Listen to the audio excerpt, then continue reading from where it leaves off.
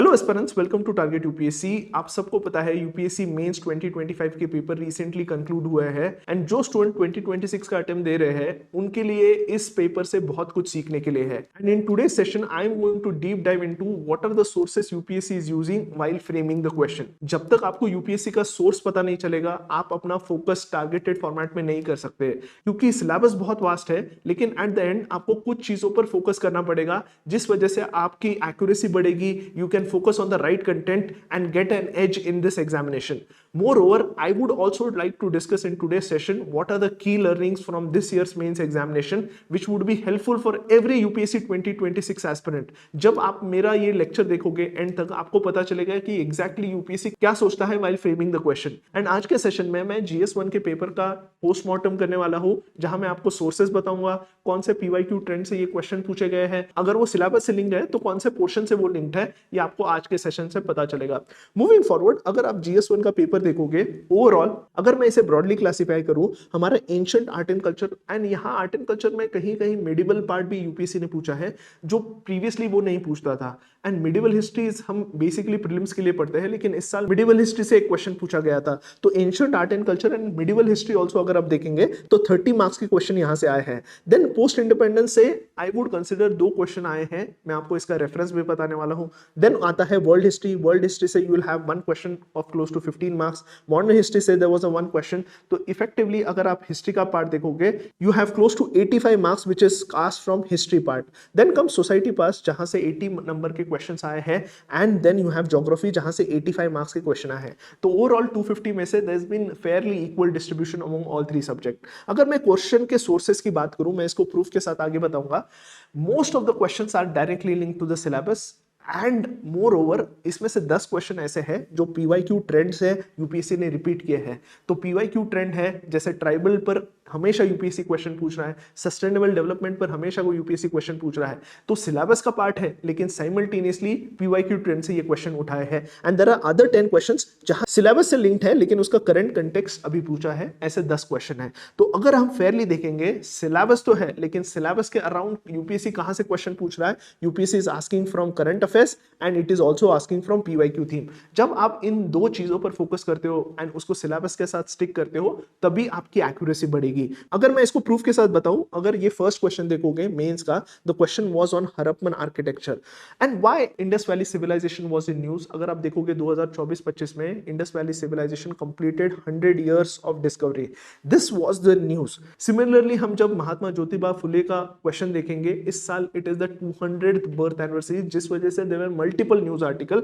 मैं इसको प्रूफ के साथ बताऊंगा। सो हमेशा मेक श्योर कि आप ट्राई कीजिए to understand why a specific question is asked. तो यहां अगर आप देखोगे इंडस वैली सिविलाइजेशन आप प्रीलिम्स के लिए तो बहुत पढ़ते हैं क्योंकि बहुत बार PYQ थीम है। इस बार मेंस में क्यों पूछा गया था, क्योंकि 2024 एंड 2025 में it was the 100th year of discovery, उस वजह से ये क्वेश्चन पूछा गया है। नेक्स्ट इज, अगर मैं नेक्स्ट 2 क्वेश्चन की बात करूं with respect to Chandelas art form के बारे में पूछा गया था एंड अकबर्स रिलीजियस सिंक्रेटिज्म के बारे में पूछा गया था। ये 2 क्वेश्चन फेयरली स्टैटिक है एंड इसमें भी अगर आप देखोगे यहां प्रीलिम्स का नॉलेज बहुत यूज होता है। And more over first time यहां यूपीएससी ने मिडिवल हिस्ट्री से क्वेश्चन पूछा है, तो ये एक इंपॉर्टेंट फैक्ट जानना जरूरी है। तो जब भी आप GS1 पढ़ रहे हो, GS1 में प्रीलिम्स का जो नॉलेज है बहुत यूज होता है, स्पेशली ज्योग्राफी का नॉलेज, आर्ट एंड कल्चर का नॉलेज, मॉडर्न हिस्ट्री का knowledge is very useful in GS1।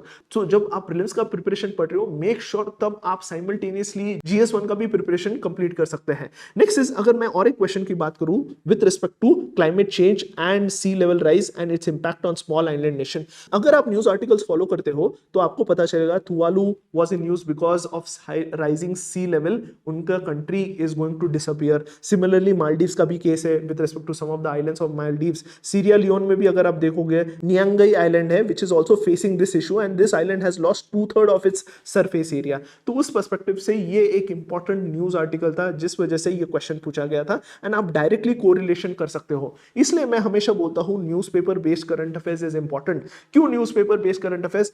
Newspaper से आपको पता चलता है कि कौन सी थीम रिपीटेड न्यूज में आ रही है। एंड जब आप कोई थीम रिपीटेड देखोगे तो पता चलेगा कि यूपीएससी इस फॉर्मेट पर क्वेश्चन पूछ सकता है।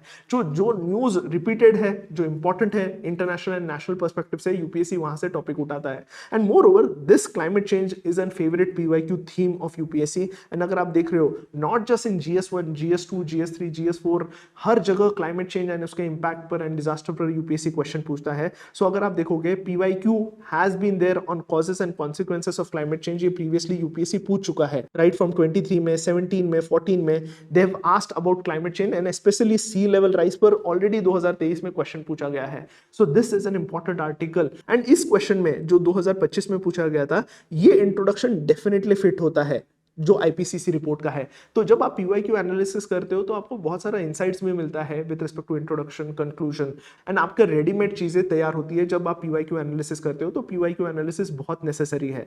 Moving forward to the next question with respect to non farm primary activity, ये क्वेश्चन डायरेक्टली हमारे सिलेबस से लिंक्ड है, तो इसको स्टैटिक का क्वेश्चन मानेंगे। एंड मोर ओवर इस पर पीवाईक्यू थीम्स भी यूपीएससी ने पूछे हैं with respect to mining activity हो गया या ब्लू इकोनॉमी हो गया, जो which are form of primary activity है, तो इस पर क्वेश्चन पूछा गया है। अब इस बार क्या पूछा है, non farm primary activity, and वो माइनिंग है। एंड यहाँ mining industry and location of primary industry UPSC ने प्रीवियसली भी क्वेश्चन पूछा है, तो उस पर्सपेक्टिव से ये थीम इंपॉर्टेंट है। UPSC is trying to ensure कि नॉन फार्म, क्योंकि agriculture is stagnant in India, but it wants to ensure कि what are the other ways through which we can ensure GDP growth also, employment also, and हमारे economy को एक boost मिले।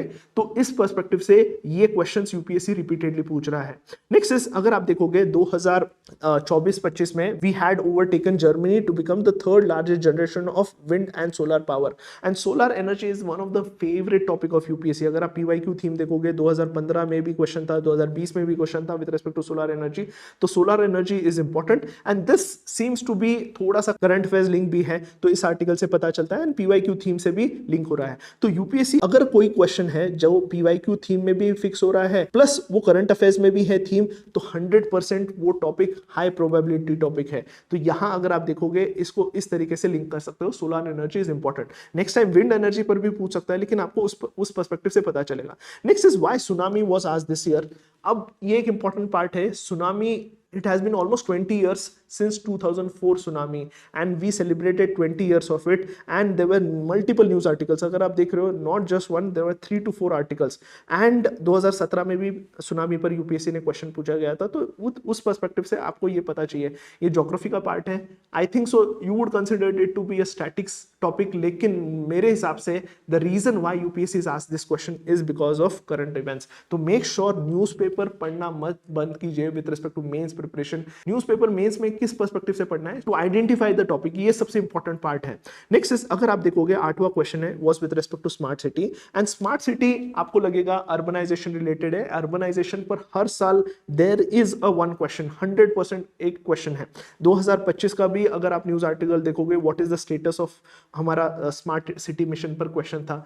अब smart city है, लेकिन उससे भी ज्यादा इंपॉर्टेंट है urbanisation. There have been one question, at least one question on urbanization, because India is seeing rapid urbanization, and with that there have been many challenges which the urban areas are facing। उस perspective से हर बार UPSC एक एक question पूछता है। कभी marginalisation of the poor पर पूछा है, माइग्रेंट्स पर क्वेश्चन पूछा है, ट्रांसपोर्ट इश्यूज पर क्वेश्चन पूछा है, then with respect to socio economic implication of development of IT industry पर पूछा है। So what they have done is they have ensured कि अर्बनाइजेशन एक मेजर इशू है जो इंडिया फेस कर रहा है, एंड उस पर्सपेक्टिव से ये क्वेश्चन पूछा गया था। And there has been articles on smart city mission and उसका क्या इंप्लीकेशन हुआ है, how successful it has been. अब यहां क्वेश्चन पूछा है कि how smart city can address the issue of urban poverty and distributive justice, इस पर पूछा है, बट इन आर्टिकल से ये एड्रेस हो रहा है। तो definitely UPSC has tried to ensure कि टॉपिक सिलेक्शन के वक्त they have been following newspaper. Next there was a question on ethos of civil services. देखते ही आपको लगेगा ये आपके इथिक्स का क्वेश्चन है, but it is not ethics question, it is GS1 का क्वेश्चन। एंड स्पेशली यहां पूछा गया है इल्यूसिडेट। इल्यूसिडेट मतलब आपको एग्जाम्पल ज्यादा से ज्यादा डालना है to focus on how they have work professionally, and उन्होंने नेशनल कॉन्शियसनेस में कैसे सपोर्ट किया है, इस पर एग्जाम्पल्स डालने हैं। तो एलुसिडेट का मेजर मीनिंग होता है कि उसको एग्जाम्पल के साथ सपोर्ट करना है, तो you had to support it with example. And ये पोस्ट इंडिपेंडेंस का क्वेश्चन नहीं है, इथिक्स का क्वेश्चन नहीं है, but you could take inputs from ethics, लेकिन इसको सपोर्ट पोस्ट इंडिपेंडेंस से करना था। You could have written names of famous institutions and names of bureaucrats who have helped in ensuring national consciousness and has worked professionally. तो इस perspective से लिखना था. नेक्स्ट इज, अगर आप देखोगे ग्लोबलाइजेशन एंड उसका impact on aggressive consumer behaviour पर क्वेश्चन पूछा गया है. And globalisation as you know is a favourite theme of UPSC 2024, 23, 22. हर साल एक क्वेश्चन आता है. मोर ओवर इस क्वेश्चन से मुझे ये रियलाइज हुआ, you should be able to brainstorm on topic. हमेशा यूपीएससी जब क्वेश्चन पूछता है, आउट ऑफ द 20 क्वेश्चंस आपको डायरेक्टली सिर्फ 10 क्वेश्चंस आएंगे. 10 क्वेश्चंस पर आपको ब्रेनस्टॉर्मिंग करना है. You have to think on the spot. तो इसकी भी प्रैक्टिस करना बहुत जरूरी है. बहुत सारे स्टूडेंट्स क्या लगता है, जो कंटेंट मैं पढ़ रहा हूं उसी से क्वेश्चन आएंगे. ऐसा नहीं होता है. You have to think in the paper. आपको सोचना पड़ेगा in a multi dimensional perspective and you have to write answers. You can not just write whatever you know, you should write what is been asked. तो यहां अगर आप देखोगे, ये question ऐसा है कि जहां आपको ब्रेनस्टॉर्म करना पड़ेगा. किसी बुक में ये कंटेंट नहीं है. You have to use your knowledge on all the GS paper to write this answer. अब ग्लोबलाइजेशन एक इंपॉर्टेंट थीम है, लेकिन इस बार जो क्वेश्चन पूछा गया था वो कंप्लीटली डिफरेंट है. And question was asked with respect to जो स्विगी, इंस्टामार्ट, जेप्टो का कल्चर देख रहे हैं, there have been aggressive buying, उस पर ये क्वेश्चन पूछा गया है. अब इसको दोनों साइड से लिखना है. सिर्फ आपको डू यू थिंक पूछा तो सिर्फ एक एंगल नहीं लिखना है, आपको दूसरा साइड भी देना है. आपको एक बैलेंस कंक्लूजन देने की जरूरत है. तो ये एक इंपॉर्टेंट थीम आपको पता चाहिए. Next is the question which I was talking earlier with respect to Mahatma Jyotirao Phule and his writings and social reforms के बारे में क्वेश्चन था. अब क्यों क्वेश्चन था? Because we are celebrating 200th anniversary of social reformer Jyotiba Phule and it was in news for multiple reasons. तो ठीक है, तो यहाँ एक इंपॉर्टेंट चीज नोट करना जरूरी है कि अगर कोई फेमस पर्सनालिटी है जिसका सेंटेनरी ईयर है या 200th एनिवर्सरी या 50th एनिवर्सरी है, ऐसे इवेंट्स को हमें ट्रैक करते रहना है नेक्स्ट मेंस के लिए, जिससे हमारे probability of getting those questions right improve हो जाएगी. क्योंकि हम कितना भी पढ़ ले, अल्टीमेटली हमें कुछ चीजों पर फोकस करना पड़ेगा. अब ये कैसा पता चलेगा? एक PYQ theme and current affairs as I have told you. Next is, अगर आप ये क्वेश्चन देखोगे with respect to consolidation process, ये क्वेश्चन डायरेक्टली हमारा पोस्ट इंडिपेंडेंस का क्वेश्चन है.